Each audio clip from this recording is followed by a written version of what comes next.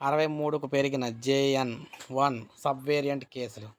దేశంలో కోవిడ్ కొత్త వేరియంట్ కేసులు JN.1 రకం కేసులు 63కు చేరాయని కేంద్ర ఆరోగ్య శాఖ వెల్లడించింది. దేశంలో కరోనా కేసులు పెరుగుతూ ఉన్నాయి. ఇప్పటికే క్రియాశీల కేసుల సంఖ్య 4,000 దాటింది. అలాగే కోవిడ్ కొత్త సబ్ వేరియంట్ JN.1 కేసులు 63కు చేరాయని ఈ విధంగా మనకి బులెటిన్ విడుదల చేశారు. ముఖ్యంగా వాటిలో అత్యధికంగా గోవాలో 34 కేసులు చూడగా మహారాష్ట్రలో 9 వచ్చినాయి.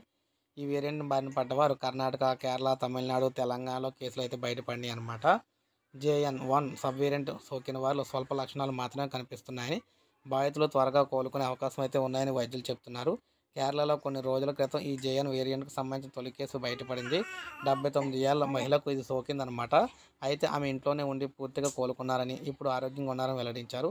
ఈ ఉపరకం కేసు ఇప్పటికే పలు దేశాల్లో కూడా వెలుగు చూసినట్లు ప్రపంచ ఆరోగ్య సంస్థ వెల్లడించింది. అమెరికా, చైనా, సింగపూర్తో పాటు భారత్లోని ఈ కేసులు నమోదని తెలిపింది. దీన్ని వేరియంట్ ఆఫ్ ఇంట్రెస్ట్గా పేర్కొంటూ WHO ఇది ప్రజల ఆరోగ్యంపై పెద్ద ప్రభావం అయితే చూపదని చెప్పారు. ప్రస్తుతం శీతాకాల సీజన్ పరిలోకి తీసుకుని కోవిడ్ నియంత్రణ చర్యలపై దృష్టి సారించాలని కేంద్ర ఆరోగ్య శాఖ అయితే తెలియజేయడం జరిగిందనమాట. సో ఏది ఏమైనా మొత్తం మీద కేసులు అయితే పెరుగుతున్నాయి. ప్రజలందరూ అప్రమత్తంగా ఉండాలని చెప్పడం జరిగింది. ఒక లైక్ చేయండి, సబ్స్క్రైబ్ చేసుకోకపోతే మన ఛానల్ సబ్స్క్రైబ్ చేసుకొని ఫాలో